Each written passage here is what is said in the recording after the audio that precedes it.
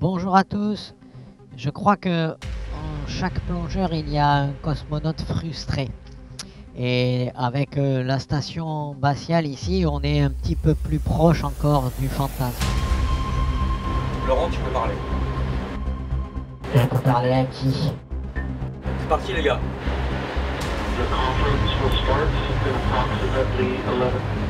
C'est la première fois qu'on parle à Houston. Ça bouge, ça bouge. Laurent, tu peux parler. Thomas? Ouais, je t'entends. Oh, génial! Génial. Écoute Thomas, un immense merci d'avoir accepté mon invitation. Je suis touché, mais je pense que les 45 personnes en surface qui s'occupent de nous et mes 3 camarades juste à côté sont tous vraiment super reconnaissants que tu aies pris un peu de ton temps pour faire ce duplex entre la station spatiale et notre petite station spatiale. Écoute, non, ça me fait plaisir. On a eu du mal à se connecter, mais tu vois, finalement, on y arrive. Comme quoi, les milieux extrêmes, ça marche quand même. Et puis, non, c'est super. Écoute, nous, c'est samedi, tu vois. Je sais pas quel est votre emploi du temps, mais nous, c'est relâche. On a briqué la station ce matin. C'est comme un navire. Et puis là, cet après-midi, chacun vaque un petit peu à ses occupations. Et du coup, ça m'a donné le temps de vous appeler. Donc, c'est chouette qu'on soit arrivé à le faire.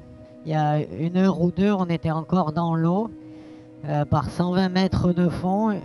Une plongée qu'on a écourtée un petit peu, précisément parce qu'on ne voulait pas rater notre conversation. C'était pas plus mal parce qu'au bout de 3 heures, moi j'étais frigorifié.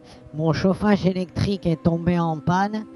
Et dès la première minute de la plongée, j'ai compris que ça allait être très très dur. Mais le spectacle était tellement incroyable que bon, voilà, on a pris chacun prend sur soi quand c'est comme ça et voilà. Bah, excellent. Écoute, non, c'est bien, ça me fait plaisir d'écouter un peu tes aventures. Ça me rappelle les miennes, hein, je te le cache pas. Je pense qu'il y a plein de parallèles. Nous, quand tu parles de sortir en plongée, moi, ça me rappelle quand nous on sort en sortie extravéhiculaire, c'est un peu la même chose. Tu sais, on va se confronter à un environnement qui est extrême, qui est inhospitalier. Et puis quand la technique nous lâche, ça nous est arrivé aussi une fois ou deux. Parfois, on a des petits soucis. Tu dis, il faut prendre sur soi ou il faut faire avec. Mais non, écoute, moi j'aime bien ce parallèle parce que vous avez le confinement, nous aussi, l'isolation, c'est cette espèce de vie en milieu fermé, et puis de temps en temps une sortie dans des milieux difficiles. Mon collègue Shane qui passe derrière, tu vois. Moi aussi, je suis entouré. Il y a un peu plus de 45 personnes qui s'occupent de nous au sol. Ouais, je me doute, ouais. Un peu dans tous les pays. Mais on a aussi ce parallèle-là d'avoir une équipe au sol qui s'occupe de nous. Donc écoute, raconte-moi un peu là. Donc, vous êtes à peu près... Alors si tu veux bien, je vais te faire visiter notre station spatiale qui appartient en fait à l'INPP, l'Institut National de la Plongée Professionnelle. C'est basé à Marseille et c'est la dernière école au monde à former des scaphandriers pour aller faire des travaux à grande profondeur. Déjà nous pour la Coupe d'Europe, pour suivre la Coupe d'Europe, on a un mini baby-foot. Ça c'est voilà, pour ça. Là, de ce côté-là, il y a plein d'arrivées de gaz et d'électricité. Juste ici, il y a le sas par lequel les repas nous sont acheminés. Voilà, là, il y a une petite bibliothèque de faune et flore de Méditerranée. Donc là, il y a Thibaut Roby, lui, sa maison est là. Antonin Gilbert, et puis il y a un Roberto Rinaldi qui filme. Et nous aussi, c'est international. Il y a 2 pays, Italie, France. Ça, c'est une fois qu'on est tous les 4 habillés, on est en tenue. Et alors ensuite, une fois qu'on est dans la tourelle, la surface la décroche de la station. Et elle traverse le plancher de la barge, elle descend jusqu'à 120 mètres. La porte va s'ouvrir toute seule puisque la pression dehors sera la même que la pression dedans. Et on quitte pour aller rejoindre les plus beaux écosystèmes de Méditerranée, les récifs coralligènes. Autrement dit, les récifs coralliens de la Méditerranée. Et voilà, là, on en vient à l'étude d'aujourd'hui. Notre mission, c'est ça. Et tu trouves pas que ça ressemble à des images de la Lune ou de Mars? C'est des images faites au sonar latéral. Un peu, ouais, un peu. Il y a comme des cratères. Et ça, c'est une découverte qui a été faite il y a 10 ans par des universitaires de Corté, de l'université de Corse.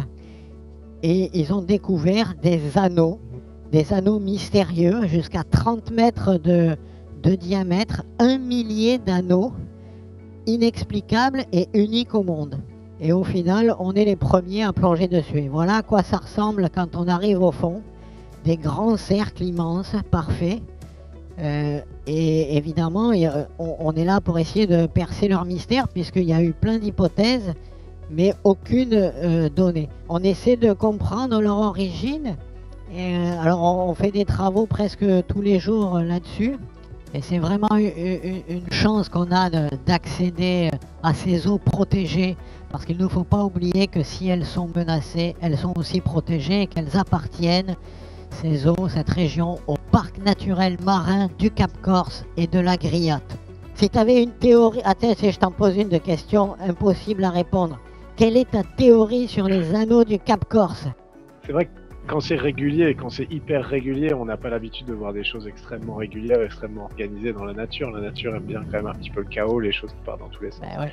Mais écoute, je sais pas, il doit y avoir un phénomène géologique qu'on connaît pas. Enfin, évidemment, comme tu dis, pour moi c'est difficile, mais j'imagine que vous avez déjà un peu des pistes ou des théories, ou vous avez mis des choses sur le papier, vous en parlez tous les jours dans vos 5 mètres carrés, j'imagine quand même. Ouais, non, c'est sûr, ça avance un peu, on a quelques idées, et surtout on a fait des découvertes récemment, parce qu'on a essayé de faire des carottages. Ça aussi, on a réussi à faire des carottages par 120 mètres de fond à la main, enfin avec des carotteuses hydrauliques. Ça aussi, c'est grâce au soutien de la Marine nationale et des plongeurs de la Cefismer, parce que tout seul, on n'aurait jamais réussi à faire un truc pareil. Eux ont le savoir-faire de ces méthodes et nous on a le savoir-faire pour aller très profond, et voilà, mélanger, ça a marché. C'est magnifique parce que c'est un mystère et je crois qu'il n'y a rien de plus attirant que les mystères. Enfin, je pense que si t'es là-haut, c'est aussi pour percer des tonnes de mystères. Quand je vois tes photos, déjà super photos, moi qui prends un petit peu de photos, je me dis ça doit pas être si facile à faire des photos par 70 mètres ou 120 mètres de fond avec les lumières, etc. Donc vraiment bien.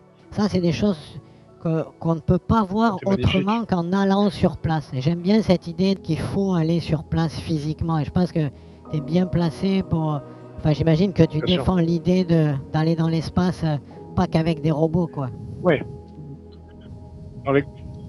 Dans l'exploration spatiale, c'est pareil. Si tu veux emmener l'humanité, si tu veux vraiment voir ce qu'il en est, il faut y aller. Nous, on se met dans ces conditions-là, tu sais, moi j'ai fait à mon tout petit niveau, on a fait une mission de 9 jours sous l'eau en saturation pour simuler justement une mission spatiale. Et tous les jours, on sortait en casque de scaphandrier et on allait répéter de l'exploration qu'on ferait sur un astéroïde ou sur une planète, et on s'entraînait à faire justement des forages et des carottages. Donc c'est vraiment drôle parce que ce que tu me montres, c'est vraiment exactement ce que nous on a essayé de faire. Parce que c'était représentatif du futur, de ce qu'on fera sur un astéroïde. Donc si tu veux, quand on sera sur une planète, là pour l'instant dans la station, je veux dire, c'est un petit peu confortable, comme tu dis, tu vois, on a pas mal de place, on a une cuisine, on a tout ce qu'il faut, on est au voisinage de la Terre, on peut être ravitaillé. Mais quand on ira beaucoup plus loin, on sera exactement dans les mêmes conditions que vous, ce sera beaucoup plus petit, beaucoup plus spartiate, et vraiment on fera quasiment les mêmes activités tous les jours, donc c'est vraiment sympa. Bon, s'il y a une place qui se libère, nous on sait faire du carottage, on sait vivre confiné. Bon, voilà, voilà. Bon. Il y a une sélection d'astronautes en ce moment, je sais pas, vous êtes bloqué, vous avez envoyé votre CV ou pas? Non, j'ai pas osé. Je crois que j'ai pas osé ou j'ai eu peur, je sais pas. Il s'est passé un truc. Oh, ça va couper dans 1 minute. Écoute, c'était un vrai plaisir d'être avec vous aujourd'hui. Salut toute l'équipe pour moi, si tu veux, s'il te plaît. Et je vous souhaite une bonne fin de mission. Je vous donne rendez-vous après, parce que si toi tu veux aller dans l'espace, écoute, moi aussi j'ai des qualifications pour aller en plongée, donc on va parler de faire des échanges, des échanges de bons procédés. Pas de problème. Et puis je vous souhaite vraiment le meilleur à tous. On va suivre ça depuis la station spatiale, et puis je te donne rendez-vous sans faute à la sortie quand sur Terre et quand moi je suis revenu sur Terre. Ça marche. Il y a des vidéos, des petites vidéos tous les jours si tu veux suivre l'avancée de la mission. Tous les jours, il y a des petites vidéos de 2 minutes. Voilà. En libre accès. Ça marche. Merci Laurent, c'était un plaisir. Désolé pour le retard et sans faute, hein, honnêtement, on se revoit dès qu'on est tous les deux sur Terre. Avec grand plaisir. Merci beaucoup d'avoir pris de ton temps. Tout le monde est super content de t'avoir écouté. Je t'en prie. Bye bye. C'était un plaisir de vous suivre et bravo pour ce que vous faites. Bravo à toute l'équipe. Ciao. Salut.